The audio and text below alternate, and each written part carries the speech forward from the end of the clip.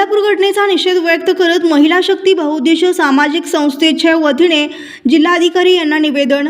बदलापूर येथील शाळखरी चिमुकल्यावर व तसेच कोलकाता येथे एका महिला डॉक्टरवर अत्याचार करून तिच्या हत्येस कारणीभूत असणाऱ्या नराधमास फास्ट ट्रॅक कोर्टात खटला चालून फाशीची शिक्षा देण्यात यावी, यासाठी महिला शक्ती बहुउद्देशीय सामाजिक संस्थेच्या वतीने महसूल अधिकारी पसारे साहेब यांना निवेदन देण्यात आले व तसेच अत्याचार केलेल्या नराधमास फाशीची शिक्षा नाही झाल्यास महिला शक्ती बहुउद्देशीय सामाजिक संस्थेच्या वतीने तीव्र आंदोलन करण्यात येईल, असा इशाराही महिला शक्ती बहुउद्देशीय सामाजिक संस्थेचे संस्थापक अध्यक्ष रूपाताई चव्हाण यांनी दिला।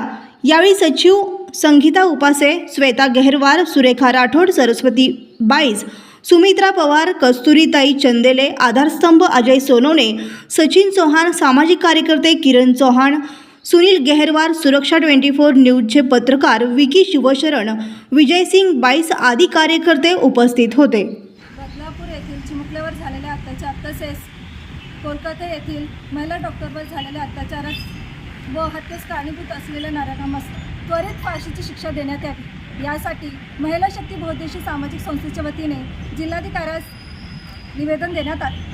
बदलापूर इथे झालेल्या चिमुकल्यावर अन्याय झालेले तशा लोकांना फाशीची शिक्षा लवकरात लवकर व्हायला पाहिजे। Subscribe now and press the bell icon. Never miss an update.